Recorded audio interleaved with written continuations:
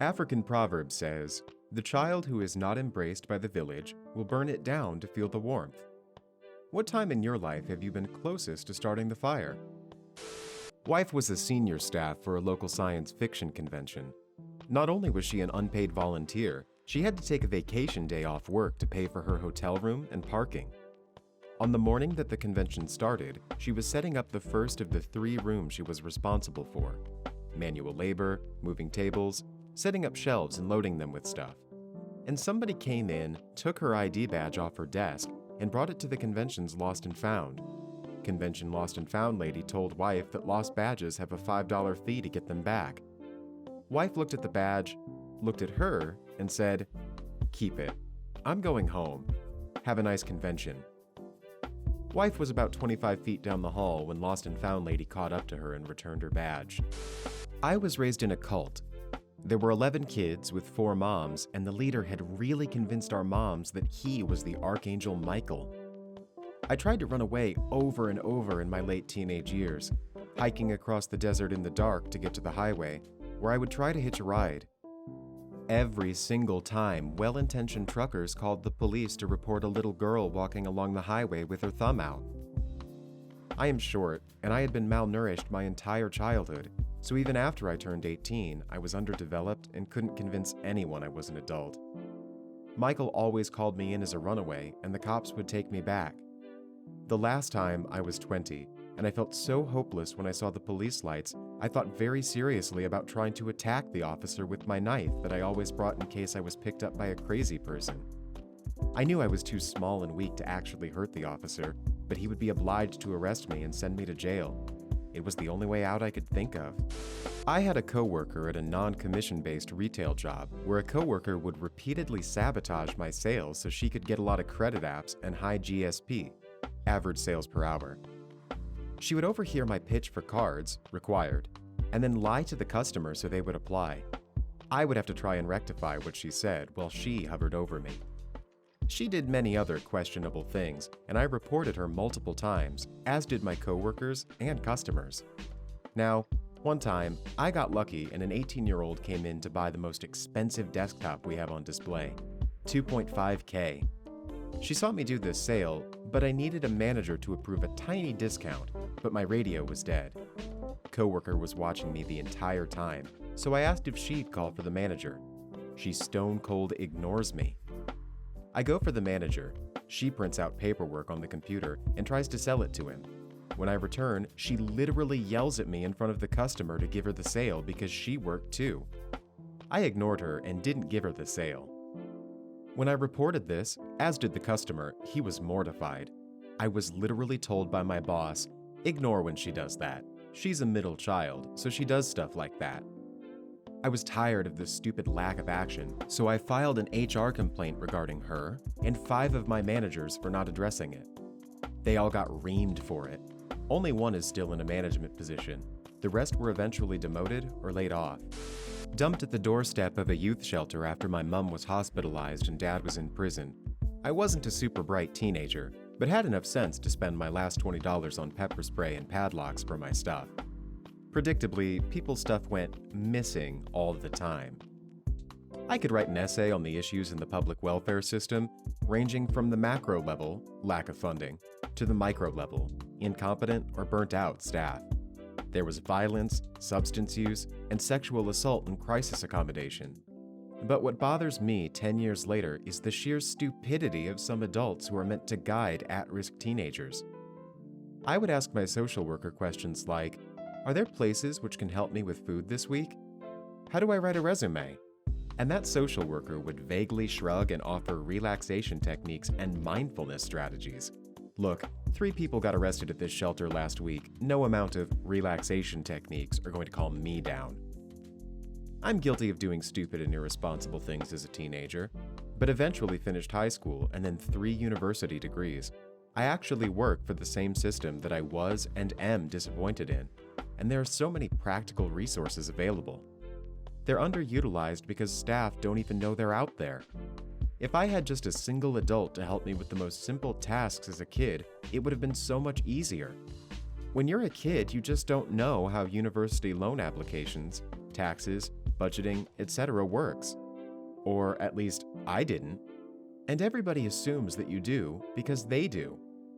Like, I had no idea that in my country, the Department of Housing can pay for your rental bond. I stayed in a homeless shelter for an extra 1 to 2 months to save up $900 to pay for the bond of a shitty apartment. Extra months of broken sleep, men trying to pick the lock to my door, residents hyped up on ice. Last year there was a 16-year-old girl on the train having a meltdown and making a public scene. She was clearly drunk and people were avoiding her. She started screaming that she missed her period and does anybody want to pay for her termination? She phrased it as a joke or a way to get money, which I did not give. But I guess that she repeated it enough that I wondered if it was true. We got to talking and I referred her to a social service, downloaded a list of resources in her catchment area, and saved links and forms on her phone about how to arrange her own healthcare card since she's over 15, so that she can visit a bulk billing GP on her own and get tested. In my country, the pee test from a pharmacy is about $15, but a pregnancy blood test ordered by your GP is free. We discussed different options that her GP might outline and other things that might be helpful. I know as well as anyone else that it's not always that straightforward, especially with 30 patients in your caseload and juggling them with a million other priorities. But in the biopsychosocial framework of health, where biological, psychological, and social factors are proposed to impact physical and mental health, we severely underestimate the impact of social circumstances. We let these kids down all the time, and it's preventable. When I was a kid, my dad used to beat on me pretty often. When he was sober, I usually did something to deserve it. When he wasn't, it was just go time. One night, I was 14. He got drunk, and when I got home from a girlfriend's place, he cornered me and put a revolver to my head. He told me how worthless I was and that he would be doing me a favor by killing me. I didn't respond. I didn't move. I just waited for him to pull the trigger. He didn't. He left my room and left the revolver on my dresser as he walked out. I took the revolver and went out. I walked around my hometown, sat by the river, and thought about all the ways I could get back at him for all the misery he caused my mother, sister, and I. I also considered doing the old Kurt Cobain, but that's not relevant. I took the weapon apart and threw its pieces in the river. No one's asked me about the gun since. It's probably still there.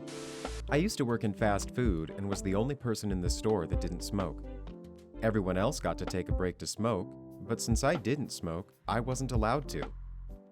Eventually, I spoke to the owner about it and was rebuffed, so I went over their heads to the company board. Owner got his ass chewed out for rebuffing me, and I wound up getting a huge bonus on my next paycheck. But when they discovered I reported them, I got fired immediately. Turns out they'd been violating company policy in food prep and storage, so I filed another report to corporate. Store got shut down for months, and my former boss got fined 6 figures. When I had been bullied constantly in 7th grade by 3 different kids or groups of kids, and the school showed so little interest in helping me. I was physically bullied, verbally mocked, humiliated in front of the other kids, and not an eye was batted. When I finally took my mom's advice to make a scene the next time someone started throwing things at me, I did it. We were outside that day for PE, and while we were all sitting in lines at the start of class, a kid in line next to me started throwing pebbles at me. I ignored it for a moment, then, when he kept going, I yelled at him to stop. I didn't care that people were staring. I wanted them to. I wanted them to see that this average height, able-bodied boy was throwing things at me, a very small and disabled girl. The teacher came over and asked what happened. Kid told him they were only pebbles. He wasn't hurting me. The teacher agreed with him and told me if I ever disrupted his class like that again, I was getting detention. I don't know what it is about some teachers, but the second they get put in charge of more than one child, they become absolutely blind to any kind of bullying. And if it gets pointed out to them, they think that particular incident exists in a vacuum and couldn't possibly be a sign of anything worse. I was 11 years old and suicidal because I felt so incredibly powerless. That teacher only solidified that feeling. I didn't grow up with the best family. There was a long period of time where there was constant fighting, and things often went too far. I didn't feel safe in many different ways. It all culminated to a point when I was 17, disowned, and about to get kicked out. But my vindictive, defensive actions in the past made my mother know that kicking me out wasn't a good idea. I know the only reason I could have a roof over my head was because my mom isn't a citizen, and she knows I would have reported her for the crime of child abuse, which did happen, which would have put her residency in jeopardy. So, I guess I had to threaten to burn the village in order to feel the warmth of safety. My family doesn't know that I've hit it big in my industry. The industry they said that you'd need superhuman talent or a lot of luck to make it in. I'm getting my finances and the logistics in order, and next week I'm moving out unexpectedly. The guys I've hired to move what few possessions I'm taking with me arrive sometime in the morning, and my flight leaves in the afternoon. I'll leave a letter explaining that I haven't harmed myself, but they are not likely to see me for a long time. I've got my own phone on my own plan, a plane ticket, and a place lined up on the other side of the country. My family won't take it well since they thrive on control and conflict, and I expect the whole family to implode from finger-pointing and drama whoring once I'm gone. The church/group of churches/pseudo-cult I grew up in was very much this way. Didn't go to the right school? Shun. Didn't send your kids to the Bible summer camp? Shun. Your kid/spouse/family member sinned in a public way? Shun. Not a married 20-something with 3 kids and actively a leader? Shun. Took me 20 years to see through the bullshit and another 7 to finally truly feel free. I'd burn all that shit to the ground for the hell they put every person through. Working in public accounting as an auditor, 65+ hour weeks, getting yelled at by clients for things that aren't your fault, getting chewed out by your manager for being under budgeted hours for a client, staying in hotels 5 days a week during busy season, eating poorly because you never had time to cook. Let's just say one of the best days of my life was when I got laid off from that place, which opened the door for a great opportunity with none of the issues listed above.